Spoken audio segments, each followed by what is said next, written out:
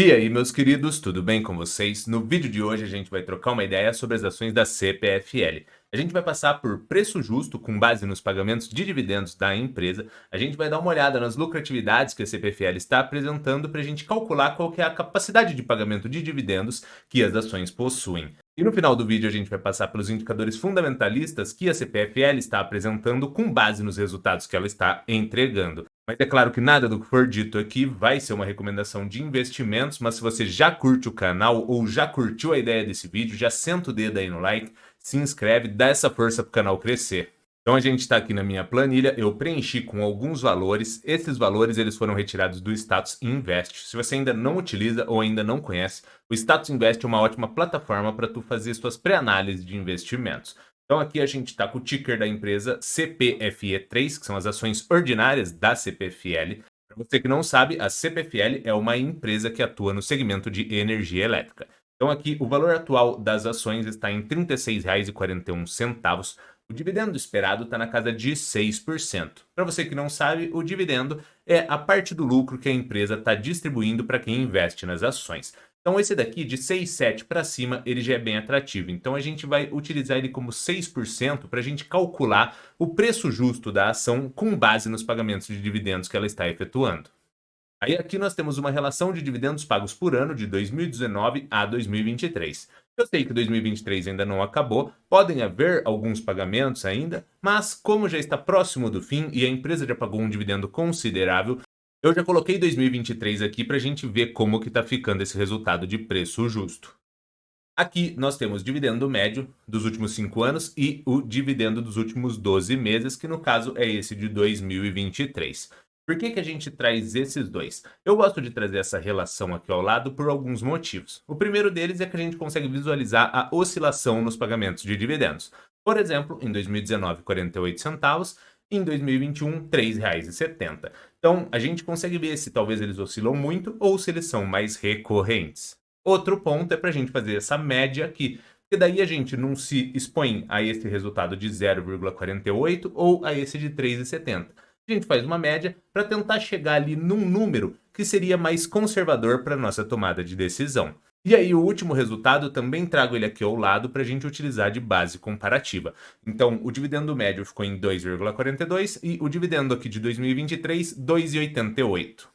Aí o preço justo com base no dividendo médio e seguindo por esse 6% de dividendo esperado, ficou em R$ 40,35, ou seja, um pouco superior ao valor atual, dando uma sensação que talvez as ações possam ser uma oportunidade, ao menos para estudo, e caso faça seu perfil, você cogitar investir na ação.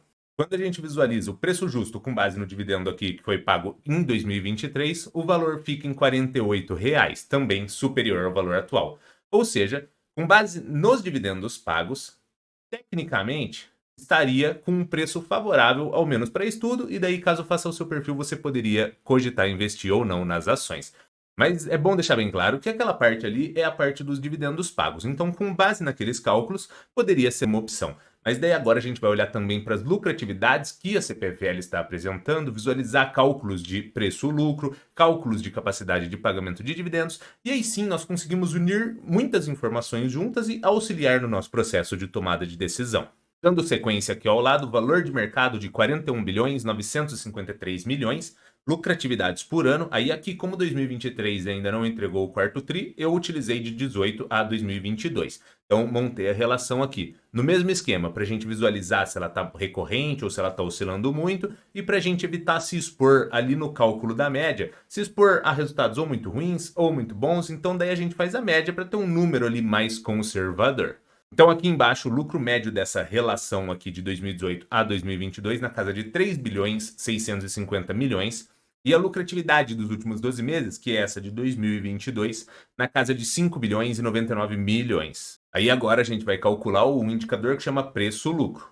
É o preço dividido pela lucratividade que a empresa está gerando. O que seria isso? É um indicador para você calcular o tempo de retorno dos seus investimentos. Mas é bom deixar bem claro aqui que esse resultado ele não é estático. Ele vai oscilando conforme o preço sobe ou desce ou conforme o lucro sobe ou desce. Aí esse resultado de indicador vai se alterando. Então ele é apenas para nos dar um norteador nessa tomada de decisão, para a gente visualizar se talvez ele está atrativo ou não. Eu gosto de métricas inferiores a 10 e, claro, se unindo com outras questões também. Mas como que a gente poderia interpretá-lo? Digamos que o resultado desse indicador fosse 10. Significa que, caso a empresa continue trazendo 10 anos de lucratividade recorrente e distribua todo o lucro, você teria o retorno do seu investimento nesse espaço de tempo de 10 anos. Então aqui o resultado de PL na média ficou em 11,49, superior a 10, que nem eu comentei, mas no caso aqui da CPFL não é um problema, porque ela é uma empresa que ela já se provou no tempo, ela já traz resultados muito atrativos. Então, assim, é uma questão que você tem que olhar de forma individual, se talvez faça o seu perfil ou não, mas eu particularmente não me incomodo de estar superior a 10, isso quando a empresa já tem um histórico positivo de resultados, de lucratividade, geração de caixa, e ela já se provou no tempo, ou seja, ela já fez o dever de casa. Então, ela estar aqui em 11,5 não é um problema para mim. No caso aqui do preço-lucro do último resultado, está em 8,23, inferior a 10, já é bem atrativo. Ou seja, o PL médio seria um retorno de investimento de 11 anos e meio. O PL dos últimos 12 meses, um retorno de investimento em algo ali próximo de 8 anos. Aí agora, com base na lucratividade média e na lucratividade dos últimos 12 meses, a gente vai visualizar a capacidade de pagamento de dividendos para as ações da CPFL.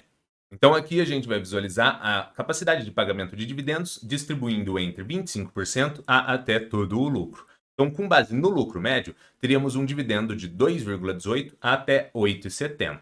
Aqui, distribuindo ali algo em torno de 60% da lucratividade, já poderíamos dizer que teríamos um dividendo interessante. Já no dividendo, com base no último resultado, teríamos um resultado entre 3% a até 12%. Aqui, distribuindo 50% dos lucros, já teríamos um dividendo na casa de 6%, o que ficaria bem atrativo e ainda sobraria metade da lucratividade para fazer reinvestimentos e outras coisas. Então, até agora, o preço parece atrativo, com base nos dividendos que estão sendo pagos. No caso das lucratividades, elas estão positivas e com crescimento.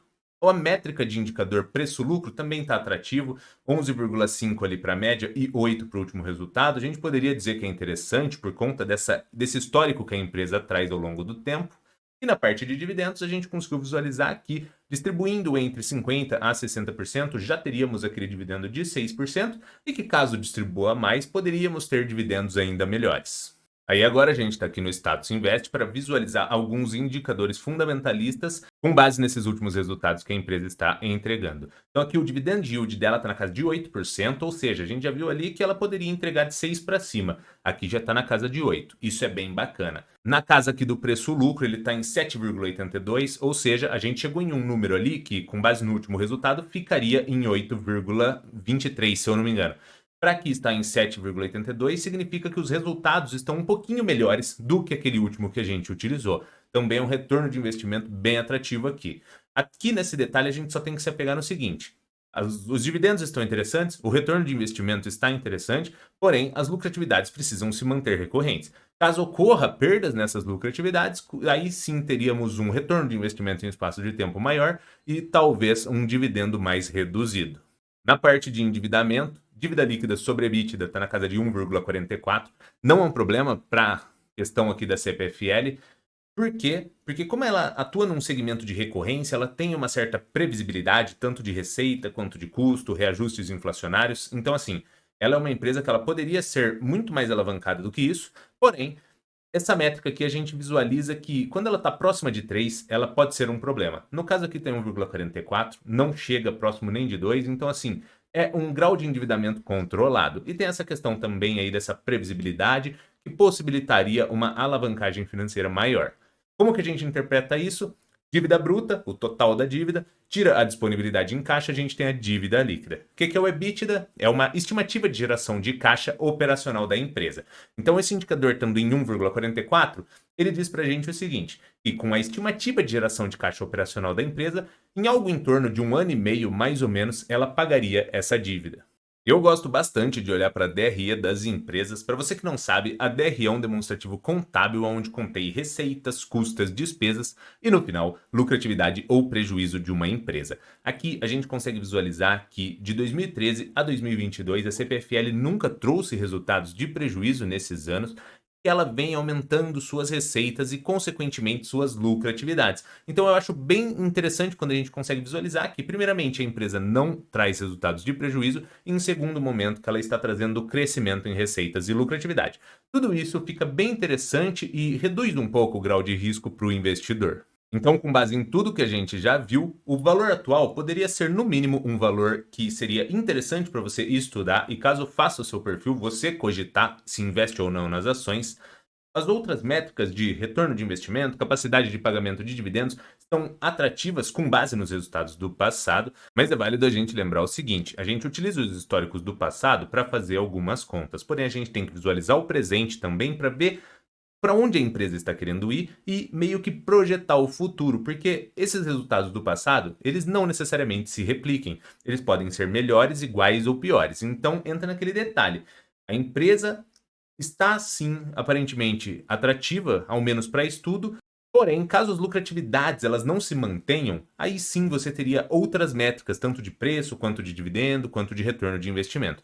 Então é por isso que é válido você sempre estudar a fundo e talvez controlar o seu risco com a exposição nos investimentos. E sobre os indicadores fundamentalistas, eles também estão atrativos, mas é porque os resultados estão atrativos. Então a gente precisa dessa continuidade, dessa recorrência nesses resultados e, se possível, ainda crescimentos, porque daí fica tudo muito melhor para o investidor. Mas é claro que nada do que foi dito aqui foi uma recomendação de investimentos, porque é você que tem que ser responsável por estudar e se capacitar. Porque no fim do dia, o lucro ou o prejuízo é inteiramente seu. Mas se você curtiu esse vídeo, senta o dedo aí no like, se inscreve no canal, dá essa força pro canal crescer. Eras isso e abraços!